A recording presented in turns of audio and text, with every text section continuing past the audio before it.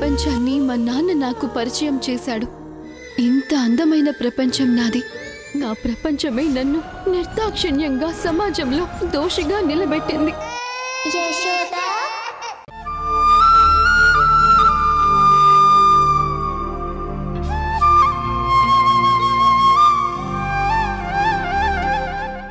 బొబ్బొచ్చినా immediate గా తగ్గిపోతుందిలే.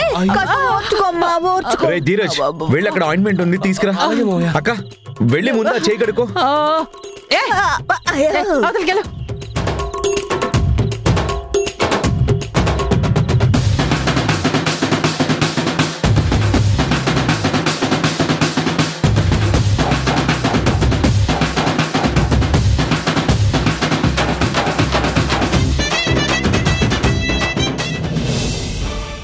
Rascal bloody fool, ఎంత దుర్మార్గుడు రా నువ్వు.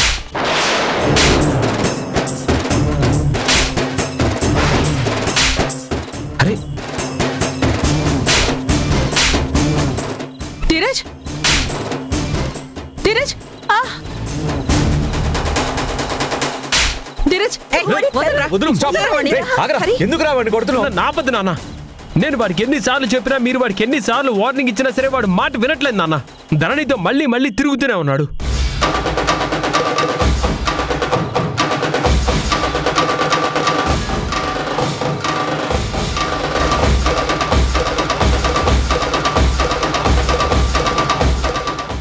ఇడియట్ ని ధరణితో పాటు నా ఫ్రెండ్ ఒక చోట చూశాడంట. అయినా మాట వినిపించుకొని వీడి తలపొగరేంటి? అందుకే 4 తగిలిస్తే అన్న గుర్తుంటుందని ఈ పని చేస్తున్నా.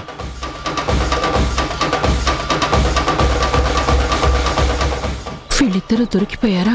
కొంపతీసి వీడి ఫ్రెండ్ జరిగిందంతా వీడికి చెప్పేశాడా?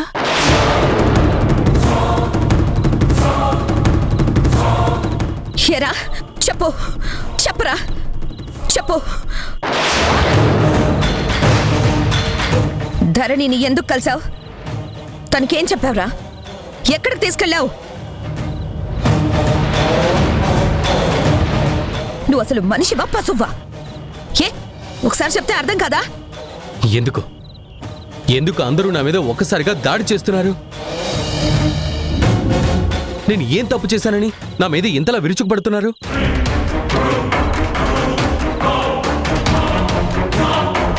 చెప్పవురా. నిన్న అసలు నిలువున కోసినా కూడా నిజం చెప్పవు. నీతో ఎలా నిజం చెప్పించాలో నాకు తెలుసు.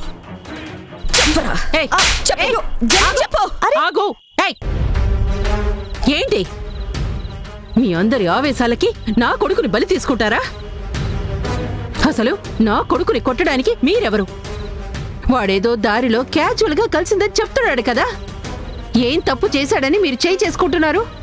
అరే, ప్రతి చిన్న విషయాన్ని భూతద్దంలో చూడడం, అందరినీ దుర్మార్గులుగా భావించడం బాగా అలవాటైపోయింది మీకు.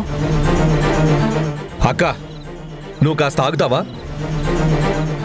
అనవసరంగా నువ్వు ఈ విషయంలో ఇన్వాల్వ్ అవ్వకు.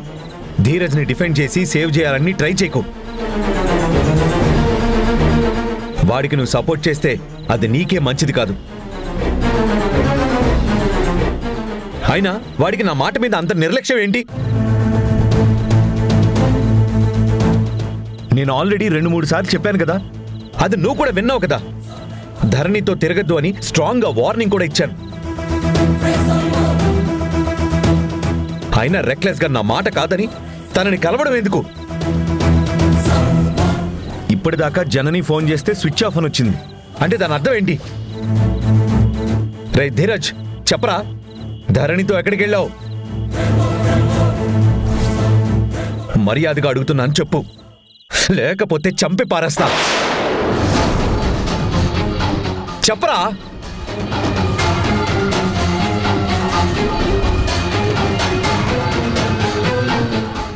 ఏం లేదు మావయ్య, తను నాకు రోడ్డు మీద ఎదురైంది. ఇది మన జీవితంలో లాస్ట్ మీటు.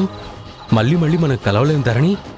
గతంలో మనం ఎన్నో అనుకున్నాం, కానీ దైవం మనల్ని దూరం చేస్తుంది అని. నీకు నాకు ఎటువంటి సంబంధం లేదు. రేపట్నుంచి నువ్వెవరో నేనెవరో నా గురించి నువ్వు తలుచుకునే పనే లేదు. నీ గురించి నేను ఆలోచించాల్సిన అవసరం కూడా లేదు. నువ్వు నన్ను, నేను నిన్ను మర్చిపోవడం బెటర్ అని.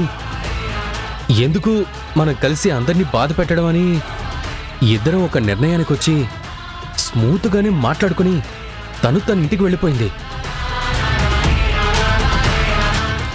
నేను మన ఇంటికి వచ్చేసాను, అంతే. తరుణ్, మీ ఫ్రెండు వీళ్ళని ఎక్కడ చూశాడంట్రా? మాటలతో కవర్ చేద్దాం అనుకున్నాడు, పాపం బుక్ అయిపోయాడు. వీడు ధరణి కారులో వెళ్తుంటే చూశాడంట.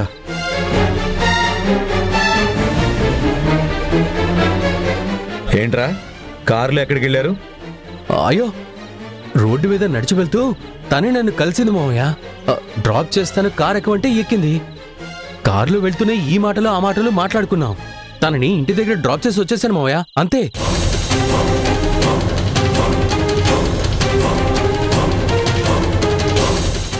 రై, ఆల్రెడీ నేను నీకు వార్నింగ్ ఇచ్చాను కదరా, అయినా సరే నువ్వు లైన్ క్రాస్ అయ్యావు, లిమిట్స్ దాటావు. నీలా నన్ను నా మాటని లెక్క పెట్టని వాళ్ళకి నా ఇంట్లో ప్లేస్ లేదురా. ఇంక నిన్ను క్షమించలేను. వెళ్ళరా, వెంటనే నా ఇంట్లోంచి వెళ్ళిపో.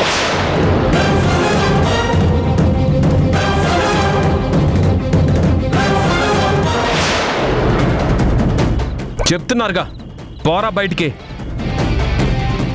వెళ్ళిపోరా. మీరు దాన్ని పెద్ద తప్పుగా చూసి వీడికి శిక్ష వేస్తే ఎలారా? ప్లీజ్ రా, ఈ ఒక్కసారికి వీడిని క్షమించరా. వదిలే తమ్ముడు, ఇంకొక్కసారి ధరణిని కలవడు, ధరణిని చూడడు. మళ్ళీ ధరణితో మాట్లాడినట్టు తెలిస్తే నేనే వాడిని తీసుకొని బయటికి వెళ్ళిపోతాను. ప్లీజ్ ప్లీజ్ తమ్ముడు.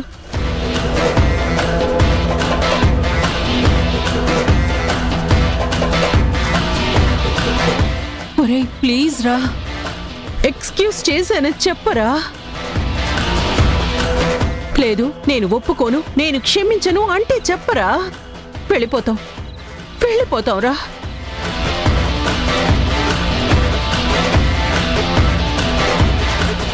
వెళ్ళిపోతాం.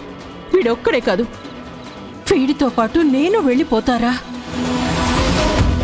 ఏ కూలో నాలో చేసుకొని వీడికో ముద్ద నాకో ముద్ద సంపాదించుకుంటూ బతకలేకపోతావా?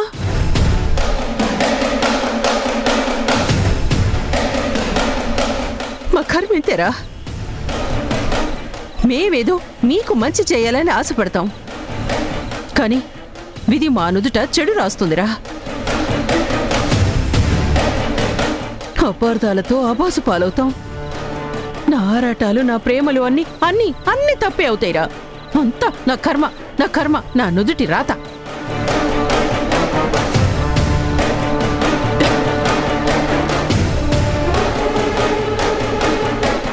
రేయ్, ఇంకొక్కసారి ఇలా చేస్తే నా వాళ్ళు, రక్త సంబంధీకులు, బంధాలు, బంధుత్వాలు ఏమి చూడను. జాగ్రత్త.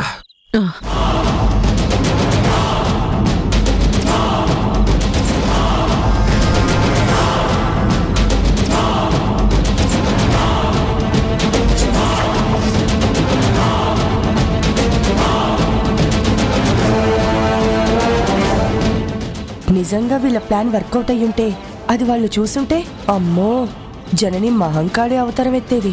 ఈ పాటికి వీళ్ళిద్దరి తలలు లెగిసిపోయేవి. ఎగరండిరా, ఎగరండి. మీరెంత ఆవేశపడతారో పడండి. నా మెడ మీద చెయ్యి వేసి గెంటుతారేమో గెంటండి. వీటన్నింటికీ కలిపి ఒకే ఒక్క రిటర్న్ గిఫ్ట్ తప్పకుండా మీకొస్తుంది. అప్పుడు నేనేంటో, నా పవర్ ఏంటో మీకు తెలిసొస్తుంది. మమ్మల్ని గెంటడం కాదు, మా కాళ్ల మీద పడి వేడుకునే టైం వస్తుంది. చెప్తా.